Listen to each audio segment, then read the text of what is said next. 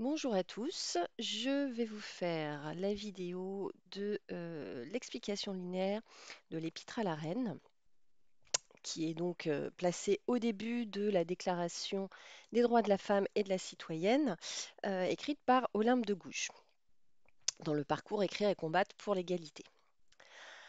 Donc, en présentation, on présente, je vous rappelle toujours un peu l'auteur, l'œuvre et le texte. Olympe de Gouges est une femme issue du peuple, autodidacte, qui a participé à tous les temps forts de la Révolution. Et elle répond en 1791 par une réécriture avec la Déclaration des droits de la femme et de la citoyenne, hein. Elle répond à la Déclaration des droits de l'homme et du citoyen. Elle répond au refus des révolutionnaires d'octroyer aux femmes les mêmes droits que ceux acquis par les hommes lors de la Révolution française.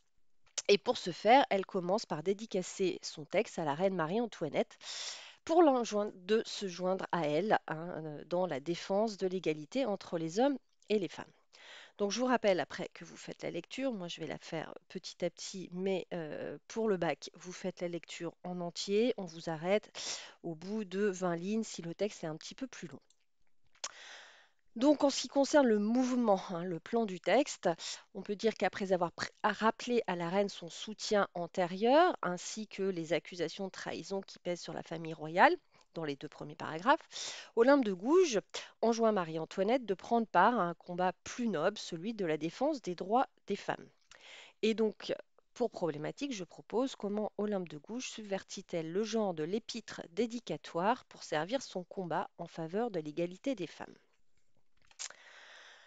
Donc, je prends ma première unité de sens, puisque je vous rappelle qu'il faut procéder par unité de sens pour que ce soit clair, hein, pour l'examinateur. Et dans ces premières lignes, on peut dire qu'on voit la subversion du genre de l'épître dédicatoire, hein. Il y a l'épître dédicatoire, épître, ça vient d'épistula en latin qui veut dire la lettre. Et comment dire, les auteurs ont l'habitude de se mettre sous la protection d'un puissant qui va protéger leur œuvre, hein, qui va leur permettre d'écrire. Donc ici, ce qui est intéressant de voir, c'est une femme qui s'adresse à une femme. Oui, madame, lorsque j'ai vu le glaive levé sur vous, j'ai jeté mes observations entre ce glaive et la victime. Mais aujourd'hui que je vois qu'on observe de près la foule de mutins soudoyés et qu'elle est retenue par la crainte des lois, je vous dirai, madame, ce que ne vous aurais pas dit alors. Donc, on peut voir ici qu'Olympe de Gouges instaure un dialogue d'égal à égal avec la reine, hein, en rappelant son soutien passé lorsque j'ai vu le glaive, tout ça au passé composé, et en présentant ce qui va suivre comme une marque de franchise, hein, avec l'expression ce que je ne vous aurais pas dit à loi. Alors, donc, ça, j'ai rappelé déjà ce qu'était l'épître dédicatoire, et on peut dire qu'il y a une subversion de ce genre parce que ça n'est pas tant finalement une adresse à la reine pour lui demander sa protection que, au contraire, un dialogue de femme à femme, d'égal à égal, où Olympe de Gouges se propose de protéger la reine, hein. Donc il y a une inversion un petit peu de la situation d'énonciation classique.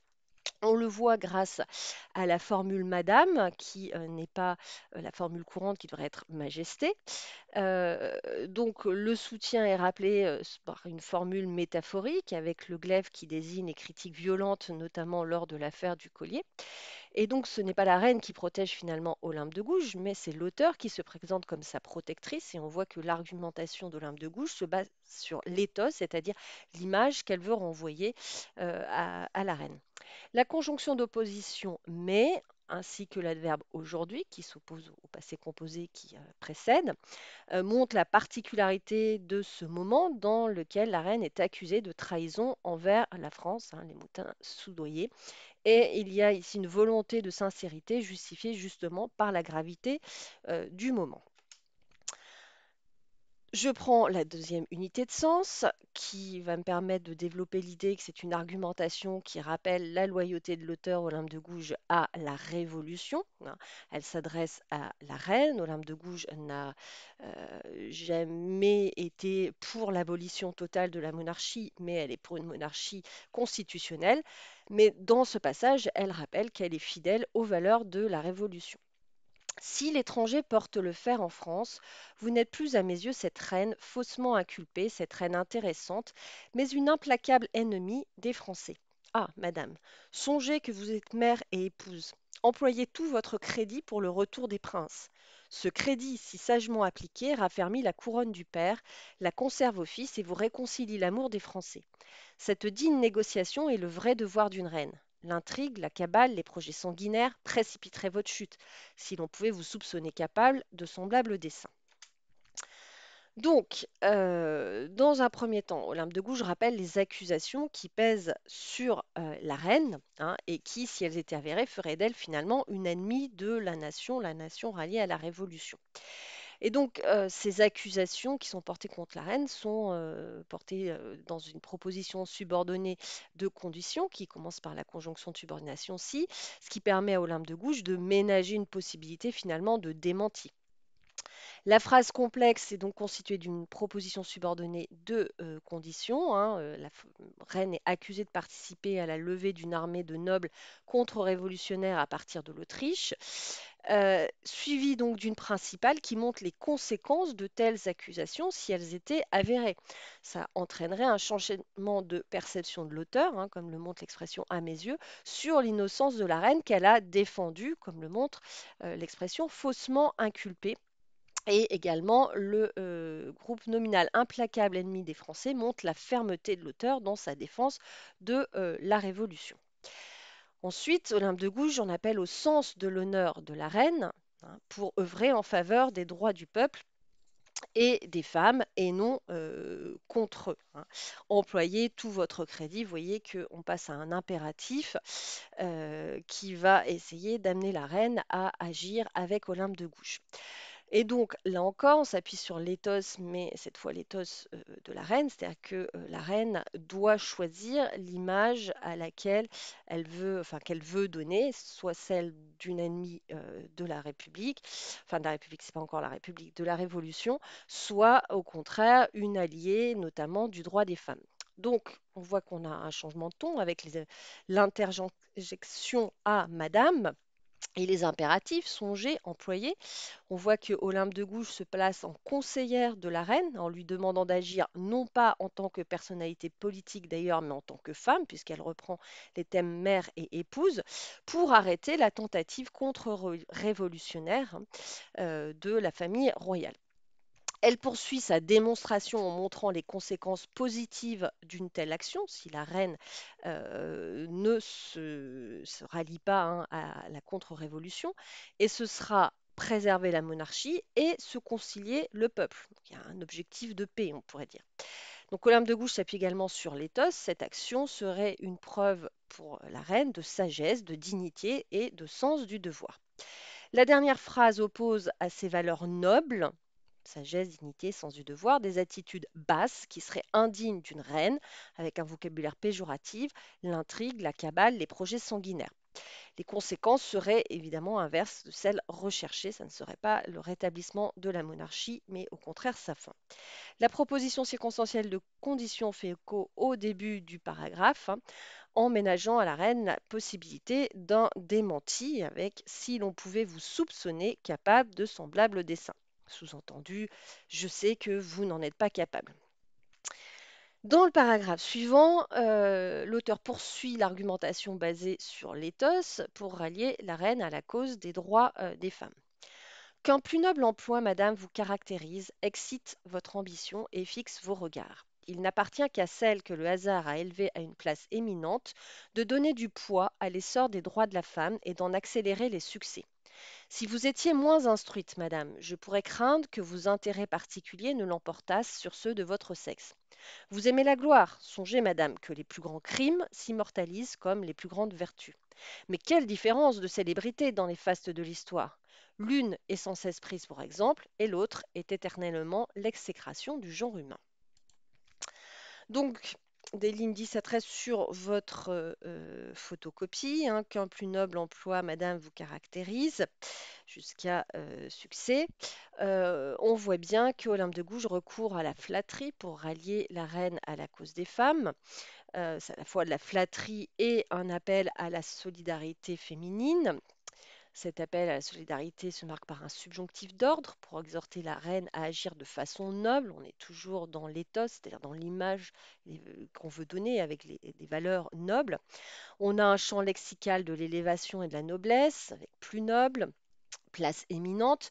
Donc Marie-Antoinette doit se comporter à la hauteur de son rang et donc placer l'intérêt général et celui des femmes au-dessus du reste. L'emploi de la proposition subordonnée conditionnelle, encore une fois, plus l'irréel du présent, montre qu'Olympe de Gouges croit en la noblesse de sentiment de la reine. C'est donc une façon habile de l'inciter à prendre parti pour son sexe et à utiliser son influence à bon escient. Hein. Si vous étiez moins instruite, madame, je pourrais, voilà l'irréel du présent, craindre que vos intérêts particuliers ne l'emportassent sur ceux de votre sexe. Mais évidemment, sous-entendu, ça n'est pas le cas. Donc on utilise la flatterie, on essaie de manipuler la reine pour qu'elle agisse en fonction de son rang avec des objectifs et des valeurs nobles.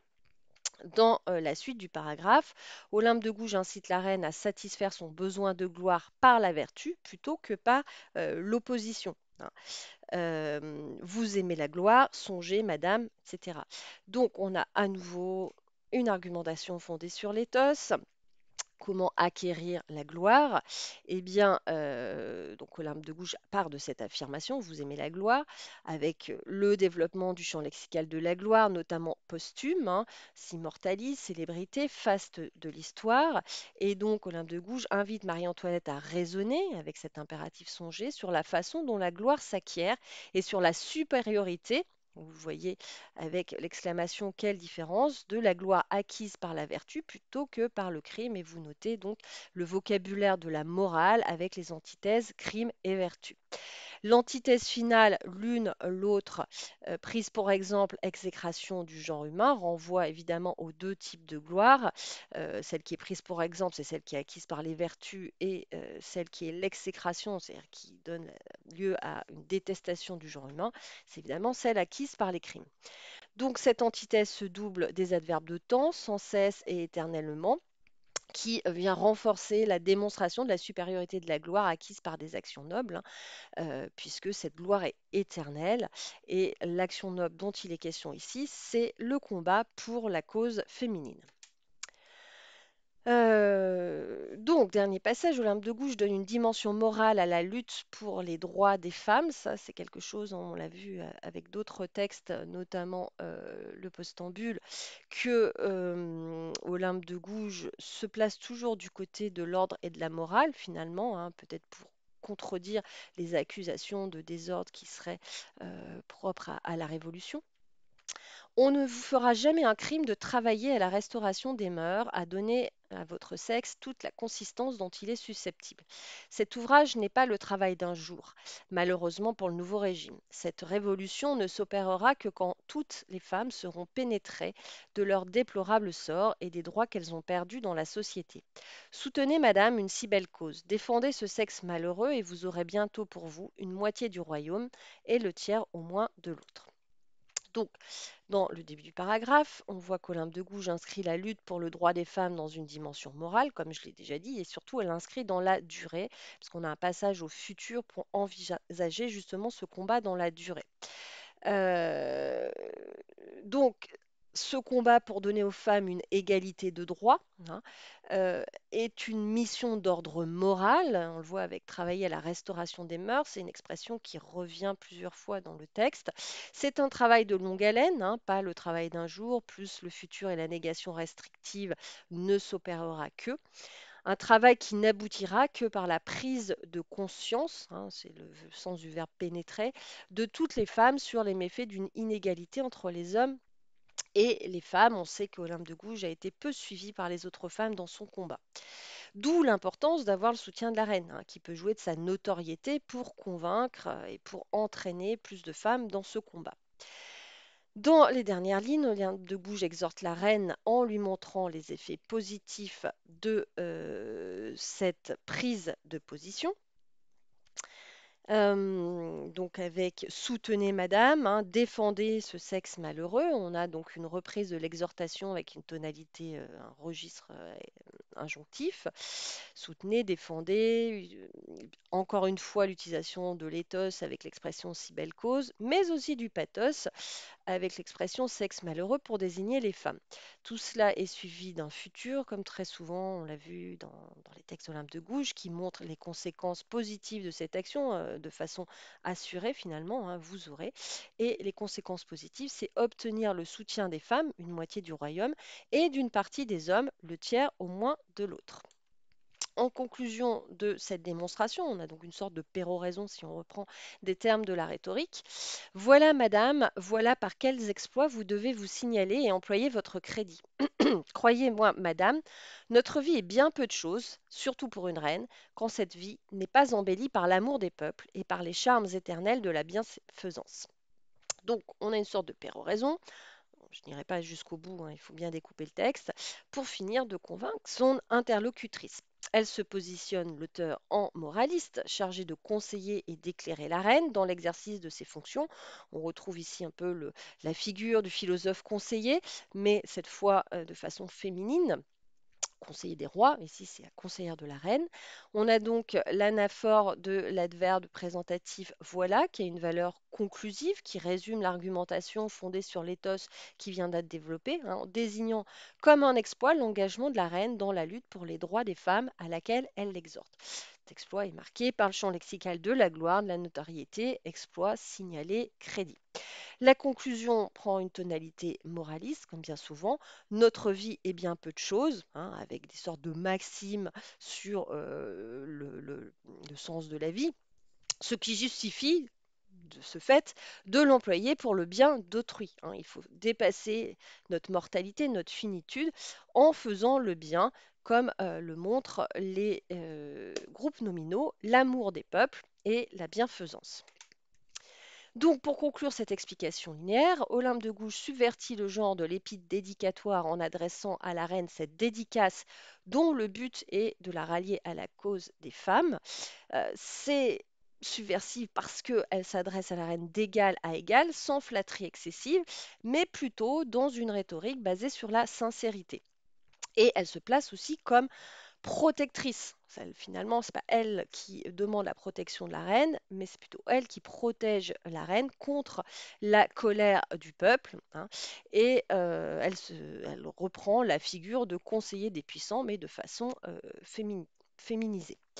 Son argumentation se fonde essentiellement sur l'éthos, sur l'image de la reine. Celle-ci a tout à gagner à soutenir les droits des femmes plutôt que de se perdre dans une cause contre-révolutionnaire qui serait vouée à l'échec. Voilà pour cette explication linéaire. J'espère que cela vous aura aidé et je vous souhaite de bonnes révisions.